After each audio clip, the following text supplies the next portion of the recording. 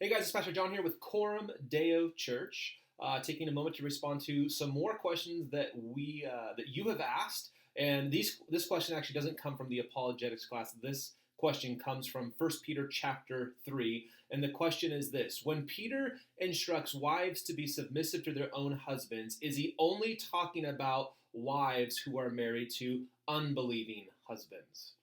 And so the answer to that actually can be found in the text, and it'd be more helpful if I just read it for you. So let me read the verse for you, and I think you can pick up on what he's saying here. He says, "Likewise, wives, be submissive to your own husbands, so that even if some do not obey the word, they may be won without a word by the conduct of their wives."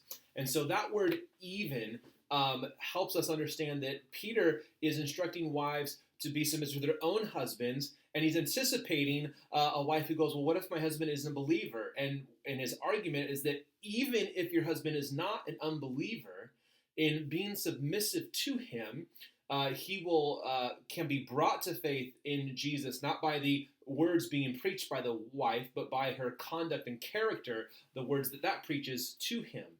And so Peter is not saying that only wives who have unbelieving husbands are to submit to them, but rather that wives are to be submissive to their husbands, to be subject to them.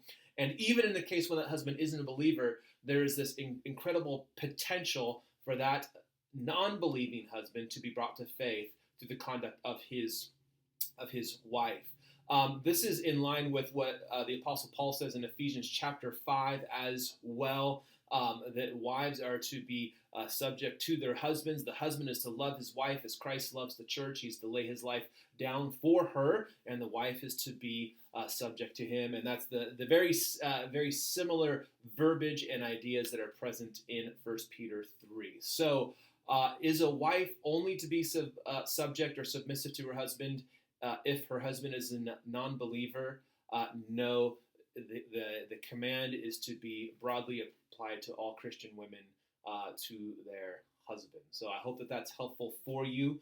If you've got questions about what that means, what does it mean to be subject, and what in the world does God call men and husbands to do, I would just encourage you to go listen to the sermon on the first part of 1 Peter chapter 3. I spend quite a bit of time dealing with what God calls men and husbands to be in the context of marriage, as well as what God calls wives and women to be in the context of marriage. And so you may find that helpful. If there's anything else I can do for you, feel free to email me, John, Jon, at coramdeochurch.org, and hopefully we'll see you this Sunday. All right, take care.